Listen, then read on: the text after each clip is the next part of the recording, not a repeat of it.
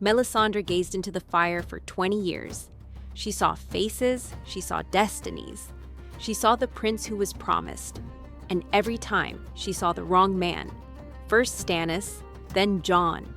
And yet she died with a smile, convinced that everything had come to pass, that her life had not been wasted, that the Lord of Light had led her on the right path. But here is a question that almost no one asks. What if she wasn't wrong about the specific person? What if she was wrong about the very idea? What if there is no Azor Ahai, and there never was? This isn't just another theory along the lines of who the Prince of Promises really is. Fans are fine with those theories. There are thousands of them. This is a different kind of theory. It argues that Martin created the prophecy of Azor Ahai not so that it would come true, but to show what happens to people who believe in it. And what happens to them isn't very good. In Martin's world, prophecy isn't a guiding light, it's a trap. And those who fall into it, as a rule, never get out. Today we're going to put this theory to the test, honestly, without trying to twist the facts to fit a predetermined conclusion. We'll gather the evidence, examine each piece, and point out the weaknesses. And at the end, we'll deliver a verdict, one you may well disagree with. Because that's exactly what the comments section is for. Before moving on, we need to establish the canon. We need to draw a clear line between what constitutes established fact within the universe and where interpretation begins. Azor Ahai is a legendary hero from the faith of Arhalor, the Lord of Light.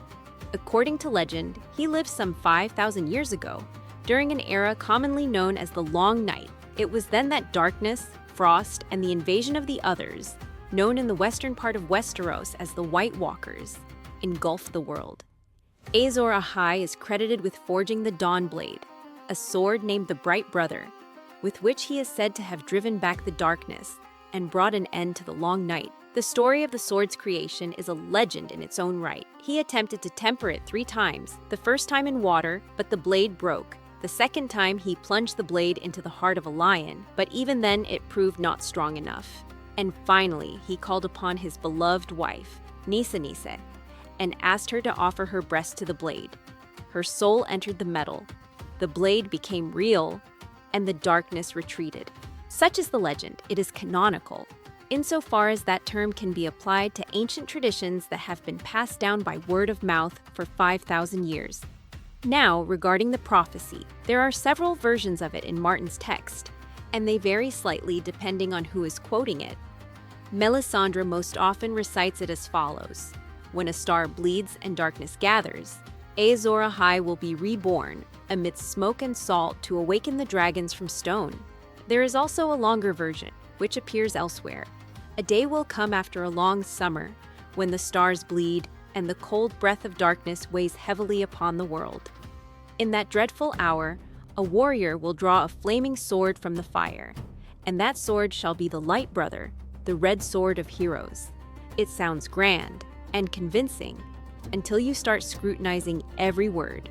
The first problem is that no one in Martin's world knows where this prophecy came from, not in the sense that it hasn't been explained to us, but in a far more troubling sense. Its origin is fundamentally obscure. It is a legend preserved and disseminated by the priests of R'hllor, and the priests of R'hllor, to put it mildly, are not the most reliable narrators in this universe. The maesters of the Citadel do not recognize any prophecy as credible at all, consistently viewing all magic with skepticism. The priests of R'hllor, however, have an obvious institutional interest in people believing in the coming of the great savior. It is their religious narrative. Without it, they are nothing. The second problem, and it is a bigger one.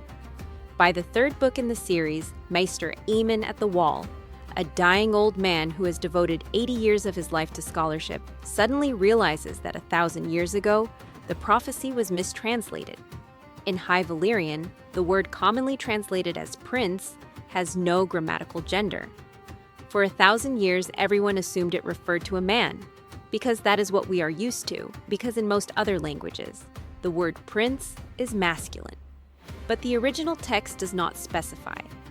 This means that the entire edifice of interpretations, built up over the centuries, rests on a translation error: prince or princess, a man or a woman. We do not know. We have not known for 1,000 years. The third problem is that nowhere in the canonical sources is it explained exactly how this prophecy came about, where it came from, who heard it first. Was it a genuine prophetic gift, or is it a retrospective account of events that had already taken place, retold in such a way as to appear as a prediction? It simply exists. It is passed down by word of mouth. It is not tablets that came down from heaven, nor a vision with a specific date and a specific name. It is an oral tradition that has been recorded and rewritten by generations of priests, each of whom had a vested interest in exactly how this prophecy sounded. Here are the facts. One might argue about the details, but the grounds for skepticism are built into the structure of the prophecy by Martin himself. This is no accident. And now we move into the realm of analysis. Let's start with the most obvious thing, Melisandre's track record. Melisandre is perhaps the foremost proponent of the concept of Azor Ahai in the modern history of Westeros.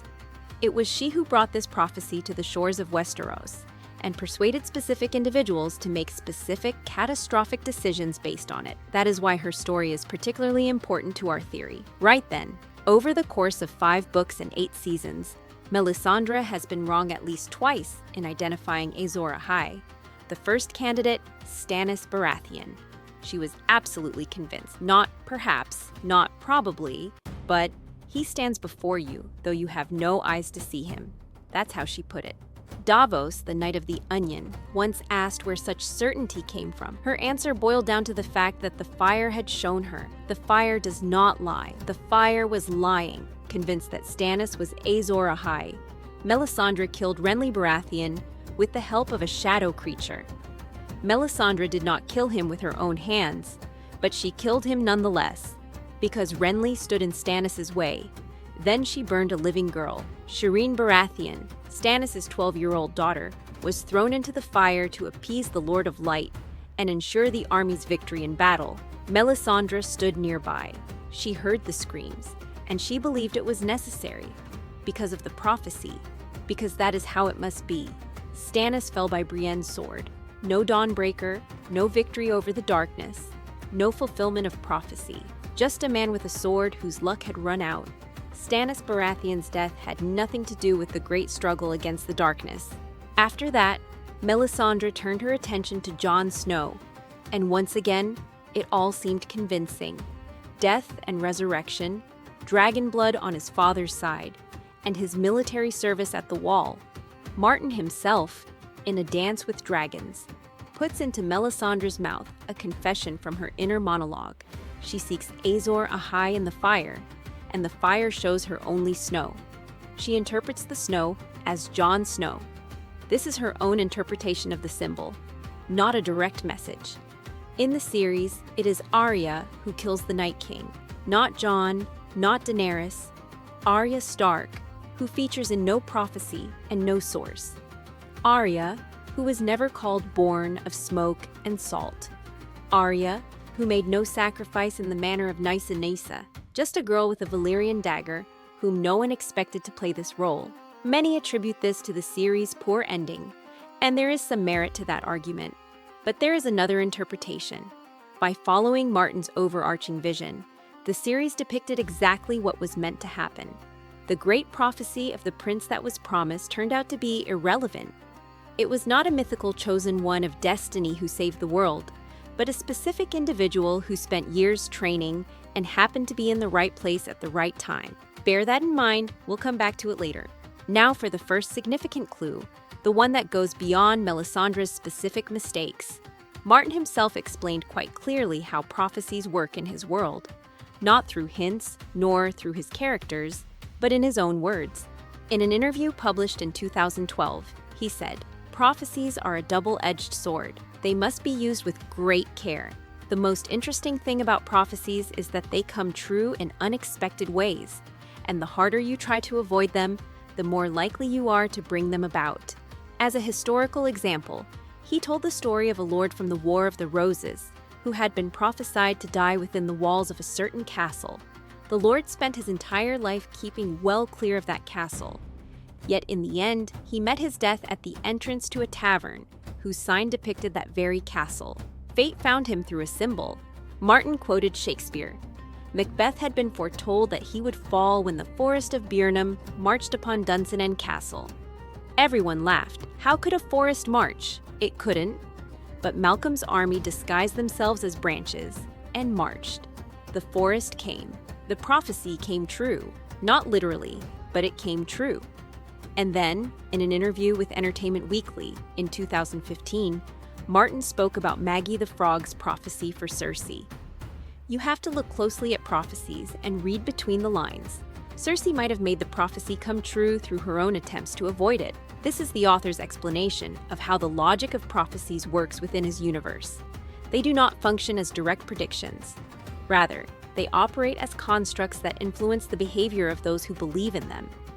And it is this influence that often brings about the predicted event itself. But this is where the argument starts to falter, because Martin is talking about prophecies that come true in unexpected ways, not prophecies that fail to come true at all. These are fundamentally different things.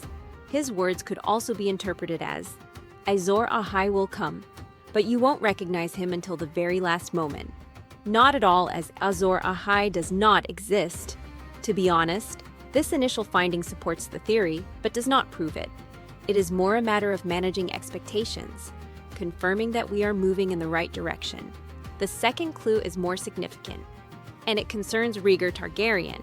Rhaegar is one of the most tragic characters in the entire saga, a man whom most viewers know only from mentions, and a single scene in the series, yet whose decisions set in motion almost every event in the main storyline. And at the heart of all his decisions lay a prophecy. In his youth, Rhaegar was a bookish prince, modest, melancholic.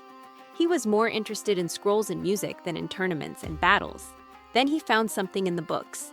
We are not told exactly what, but after that he stood up, put the book aside, went to the training ground, and asked to be taught how to fight. When asked why, he replied with just one thing. He needed a sword, because that is what was written. Because he decided that he was the promised prince.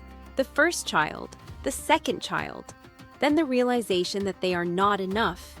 A dragon must have 3 heads, so a third is needed. And so a young married prince with 2 children takes the daughter of the great lord of the north, Lyanna Stark. Robert Baratheon, to whom she was promised, declares war. Her father and brother ride to the Mad King to demand justice and perish in the flames. Jon Arryn raises his banners. The war of the usurper begins. The very war whose aftermath sets the entire story of Game of Thrones in motion. The consequences of Rhaegar's faith in prophecy, Robert's rebellion, the deaths of thousands, and the fall of House Targaryen. Rhaegar's own death at the Trident, the murder of Elia Martell and her children in King's Landing, the scattering of the last Targaryens across the world. None of Rhaegar's 3 children became the Prince of Promises, in the sense he had intended. Aegon and Rhaenys were killed as infants. Jon, Lyanna's son, lived under an assumed name, unaware of his origins. He fought at the Wall, was killed by his own brothers, was resurrected, and ultimately killed Daenerys, which is hardly a victory over darkness in the conventional sense of the word. It was Rhaegar's belief in the prophecy that set all this in motion. Not the prophecy itself, but his belief in it. And this is a fundamental distinction that runs like a thread through our entire theory. The third clue, the story of Cersei and the prophecies of Maggie the Frog. Technically, this is a different prophecy. It's not about Azor Ahai, but the mechanism works in exactly the same way. And that's important because Martin is clearly building a system. He doesn't just show once how a prophecy can break a person. He does it time and time again, using different characters, different situations, and different stakes. The young Cersei went to see a witch known as Maggie the Frog. She asked for a prophecy. She was told, "You will marry not a prince, but a king. You will be queen until another comes along, younger and more beautiful, and takes away everything you love. 3 of your children will die. You will outlive them all." Cersei lived with that prophecy her whole life, and every step she took to avoid it brought its fulfillment closer. She saw in Margaery Tyrell that very young and beautiful threat. Margaery was clever, popular, young, and truly beautiful. Cersei began to persecute her. She arranged for her arrest. She humiliated her. She instilled fear of her in Tommen.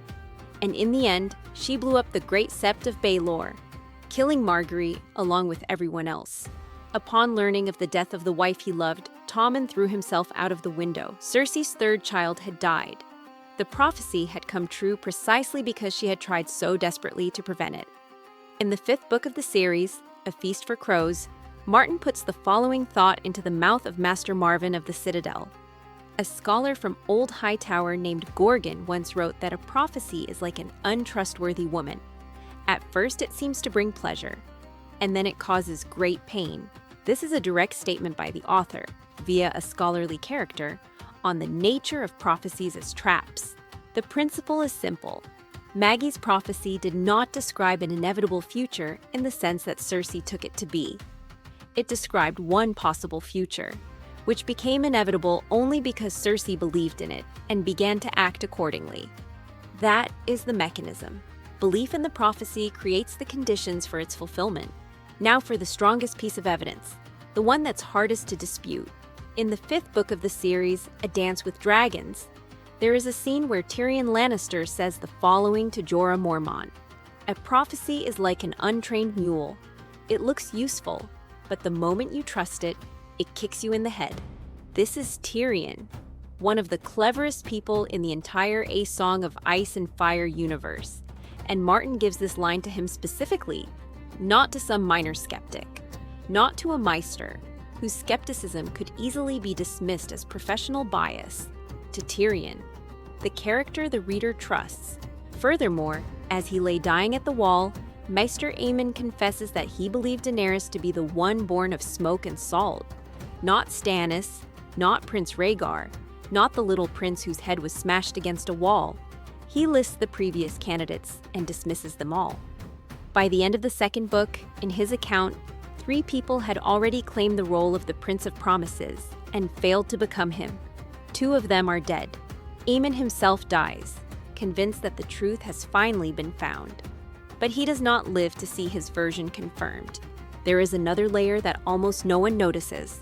The prophecy of Azor Ahai and the prophecy of the prince that promises are not one and the same. In Martin's world, they are different legends, stemming from different sources. Azor Ahai is a figure from Eastern religious traditions associated with R'hllor.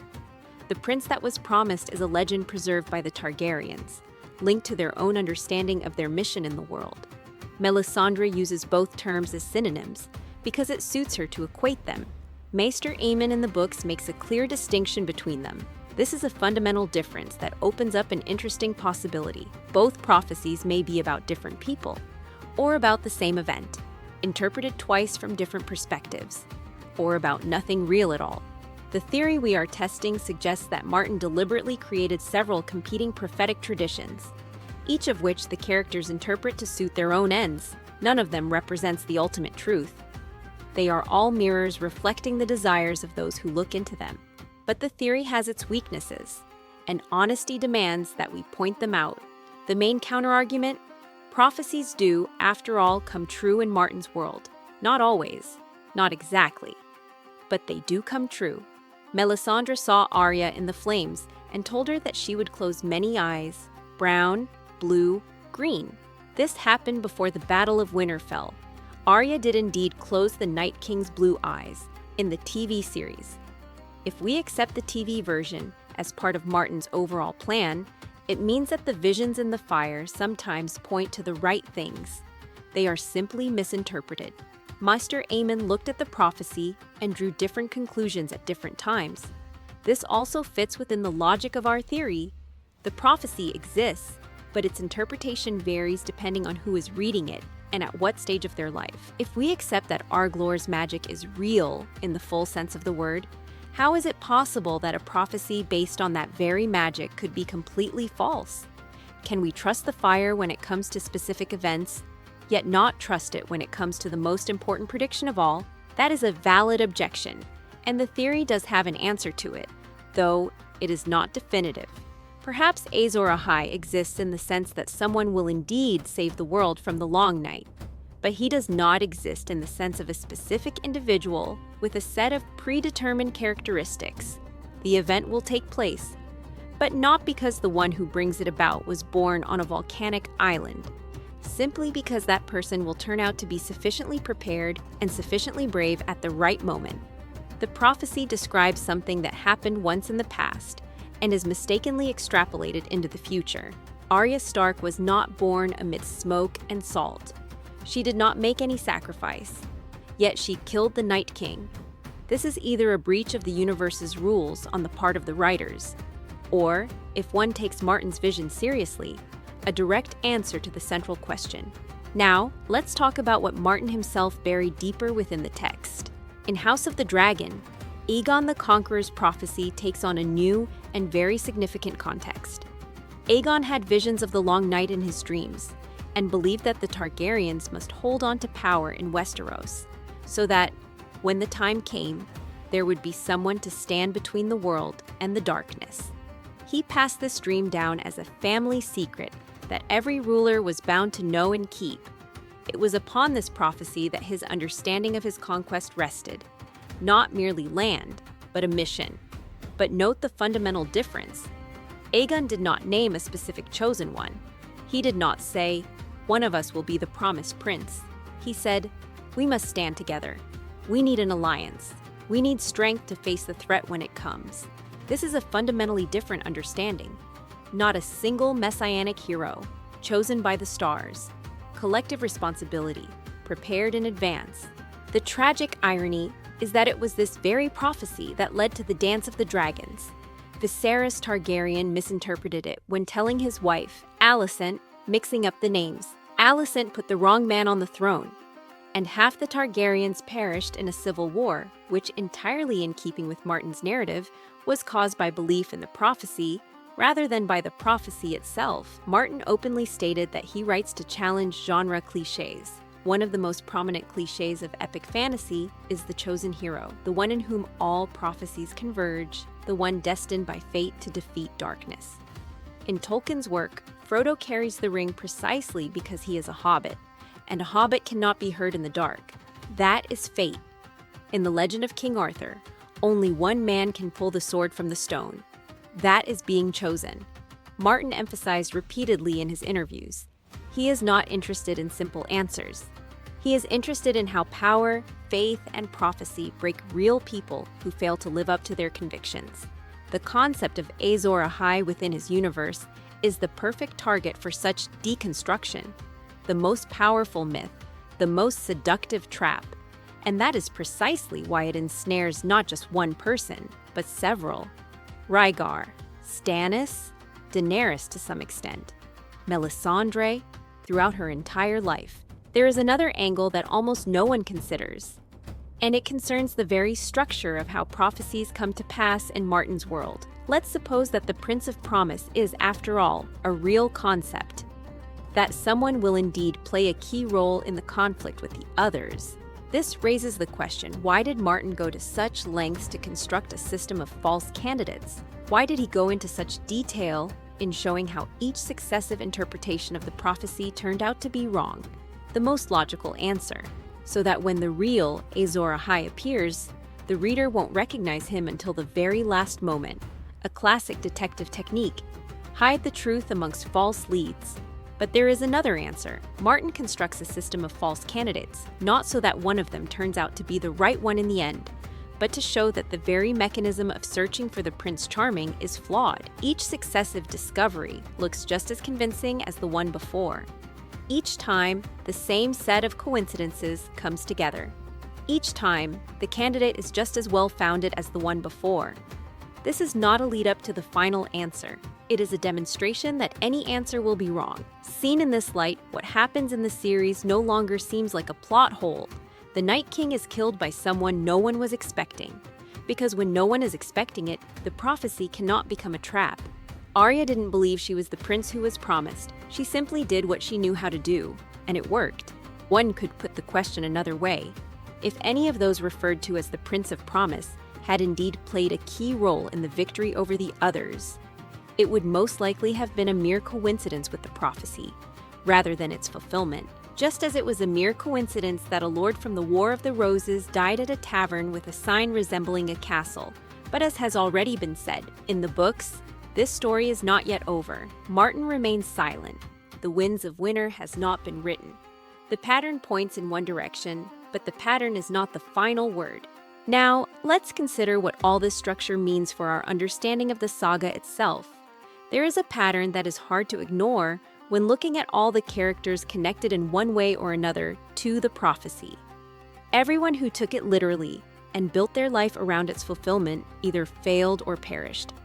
Not because of external factors, because of the prophecy itself. Rhaegar died because he stole or took Lyanna away in order to claim a third dragon's head. Stannis died after burning his own daughter on Melisandre's advice. Cersei lost all her children because she persecuted every woman who might have been younger and more beautiful. In the series finale, Daenerys burned King's Landing, driven by her conviction in her right and her mission.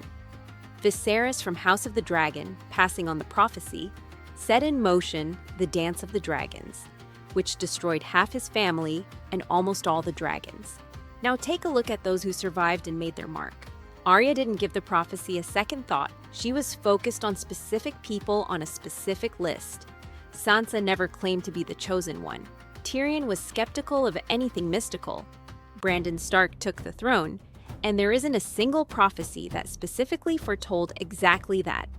This is a recurring theme in his work. Martin consistently demonstrates that belief in one's own chosen status, in a prophetic mission, or in the idea that you or someone else is destined by fate, leads to disaster.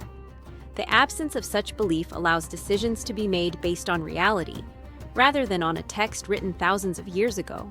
Martin had been studying the War of the Roses for decades.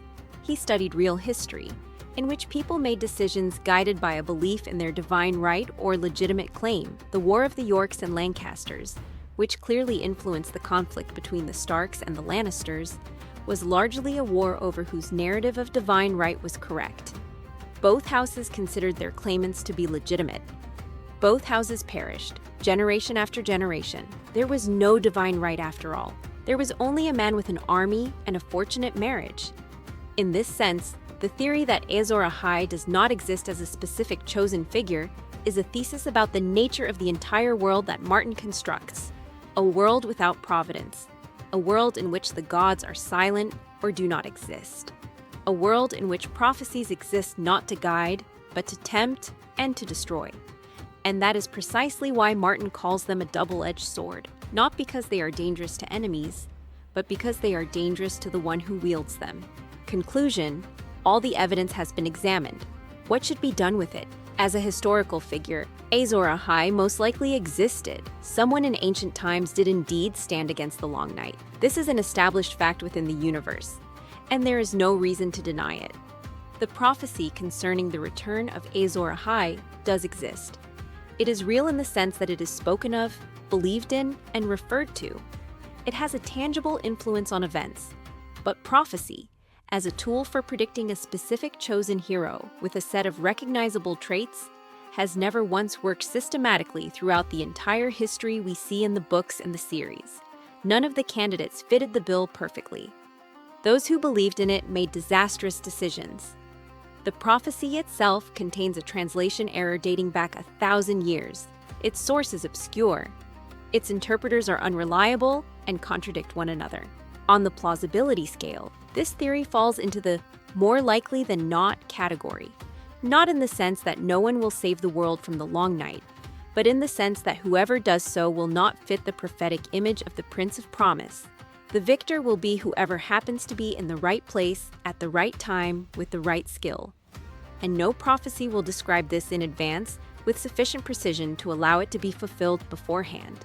The theory's weak point: if Arya or someone else kills the Night King in the books, and if Melisandre is there and dies content, it will look like the fulfillment of a prophecy interpreted with hindsight. And that is precisely how all of Martin's prophecies work. They come true in such a way that what has happened can be retroactively fitted into them. This does not refute the theory, it confirms it. Because it is precisely this vagueness of the prophecy, allowing any outcome to be fitted into it, that makes it dangerous. The author's perspective confirms the theory. Martin has stated this clearly and repeatedly: prophecies are traps. Every time a character fully embraces a prophecy, it destroys them. a version of events in which Azor Ahai appears as a clearly identifiable chosen savior with a flaming sword, and all the hallmarks of the prophecy would have radically undermined Martin's authorial style, because that is precisely what he has been writing against his entire life. Here is my verdict. The promised prince exists as a concept within the universe. It is a real prophecy with a real history and real consequence, but the promised prince, as a specific chosen hero with recognizable traits, does not exist in the sense in which the characters were searching for him. More precisely, he exists only to the extent that people believe in him, and this belief consistently kills those who hold it. Melisandre believed, and that belief cost Shireen Baratheon her life, and the failed siege of King's Landing, and the destruction of the entire army marching behind Stannis towards the wall. Rhaegar believed, and that belief cost him his wife, his children, his own life, and the lives of thousands who perished in the War of the Usurper. Viserys believed strongly enough to keep Aegon's prophecy a state secret, and it was precisely the failure to understand this secret that set the dance of dragons in motion. The prophecy has killed more people than the Night King. So far, this is Martin's central point. It is not that magic is unreal, nor is it that the Long Night poses no threat. Rather, it is that belief in destiny is more dangerous than the threat itself. That people who are convinced of their own chosen status, or of someone else's, stop thinking. They begin to act. And fulfilling a prophecy is not the salvation of the world. It is handing over responsibility for one's own decisions to an invisible force. Let's wrap it up. Right at the start, we spoke of Melisandre, who died with a smile on her face, convinced that the prophecy had been fulfilled. Arya killed the Night King. It's done. Now look at this scene in a different light. Arya didn't kill the Night King because she was born under a bleeding star. She killed him because the Maester of the Faceless Men taught her to move silently and swiftly. Because Bran, sitting in his vision, knew exactly when the Night King would arrive. Because Jaime Lannister broke his word to Cersei and brought an army from the south. Because Theon Greyjoy held the gate, even though he could have fled. Because hundreds of nameless men stood in the darkness and held the wall against the living until the very end. None of them was the Prince Charming. They were all there together. Let us know in the comments. Did the theory hold up or fall apart? And don't forget to subscribe so you don't miss the next analysis.